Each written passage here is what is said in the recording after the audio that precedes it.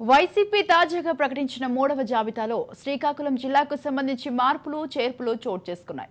జిల్లాలో అత్యధిక సామాజిక వర్గంగా ఉన్న కళింగ సామాజిక వర్గానికి పెద్దపీట వేస్తూ 2 అసెంబ్లీ స్థానాలు, 1 పార్లమెంట్ స్థానం ప్రకటించారు.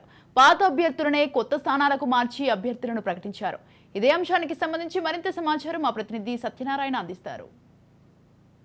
2024 ఎన్నికలకు సంబంధించి అభ్యర్థుల ఎంపికపై వైఎస్ఆర్ కాంగ్రెస్ పార్టీ ఇప్పటికే కసరత్తు ప్రారంభించింది. ఏదైతే వైసీపీ తాజాగా ప్రకటించినటువంటి జాబితాలో శ్రీకాకుళం జిల్లాలో కూడా మార్పులు చేర్పులు చోటు చేసుకున్నాయని చెప్పుకోవచ్చు.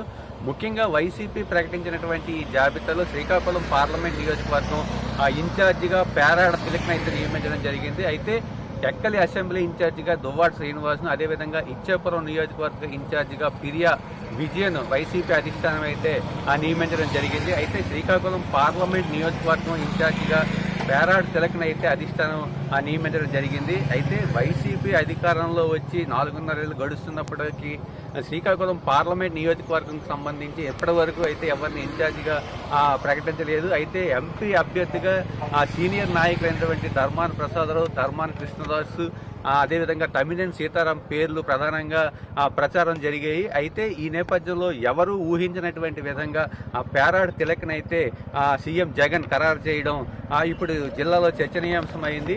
అయితే పార్టీ కూడా ఇది కొంతవరకు సాగుతున్నదని చెప్పుకోవచ్చు. ఏదైతే తిలక్ 2019 ఎన్నికల్లో టెక్కలి అసెంబ్లీ నియోజకవర్గం నుండి ఎమ్మెల్యేగా పోటీ చేసి ఓటమి పాలయ్యారు. అయితే ఇక టెక్కలి నియోజకవర్గానికి సంబంధించినటువంటి ఇన్ఛార్జిగా ప్రస్తుతం ఎమ్మెల్సీగా వ్యవహరిస్తున్నటువంటి దువ్వాడ శ్రీనివాస్ను అధిష్టానం నియమించింది.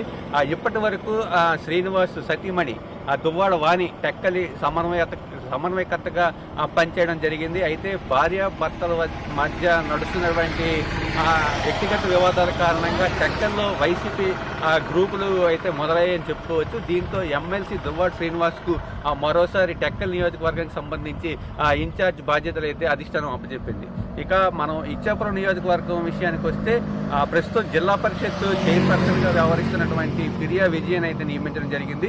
ఇప్పటికే ఇచ్చాపురం నియోజకవర్గం సమన్వయకర్తగా ఈమె భర్త పిరియా సాయిరాజు అయితే ఇప్పటి వరకు వ్యవహరించడం జరిగింది. 2019లో సాయిరాజు ఇక్కడి నుండి పోటీ చేసి ఓటమి పాలయ్యారు. ఇప్పుడు తాజాగా సమన్వయకర్తగా పిరియా విజయ్కి అయితే అవకాశం ఇచ్చారు. అయితే ఇచ్చాపురం నియోజకవర్గం వరకు మనం చూసుకున్నట్లయితే సామాజిక సమీకరణల నేపథ్యంలో యాదవ లేదంటే రెడ్డి సామాజిక వర్గానికి అయితే ఇక్కడ ఇన్ఛార్జిగా బాధ్యతలు అప్పగిస్తారని చెప్పేసి ప్రచారం అయితే జోరుగా జరిగింది. అయితే వీటన్నిటిని తారుమారు చేస్తూ తాజాగా నిన్న వెలువడినటువంటి వైసీపీ ప్రకటనలో పిరియా విజయ్కి అయితే అవకాశం ఇచ్చారు. అయితే ఈ తాజాగా ప్రకటించినటువంటి జాబితా శ్రీకాకుళం జిల్లాతో ఒక్కసారి వేడెక్కి అని చెప్పుకోవచ్చు. అయితే ఇంకా జిల్లా మనం చూసుకున్నట్లయితే ఇంకా 2 నియోజకవర్గాల్లో ఇప్పటి వరకు సస్పెన్స్ అయితే నెలకొంటుంది. ప్రధానంగా చూసుకుంటే ఎచ్చెర్ల, పాతపట్నం నియోజకవర్గాలకైతే ఇప్పటి వరకు ఇంకా ఎవరు అన్నది ఇంకా డిసైడ్ చేసే పరిస్థితి లేదు. మొత్తం మీద చూసుకున్నట్లయితే ఈ వైసీపీలో టికెట్లు ప్రకటనలో శ్రీకాకుళం రాజకీయాలు ఒక్కసారి వేడెక్కాయని చెప్పుకోవచ్చు. కెమెరామెన్ ప్రసన్న కుమార్తో సత్యనారాయణ, రాజ్ న్యూస్, శ్రీకాకుళం.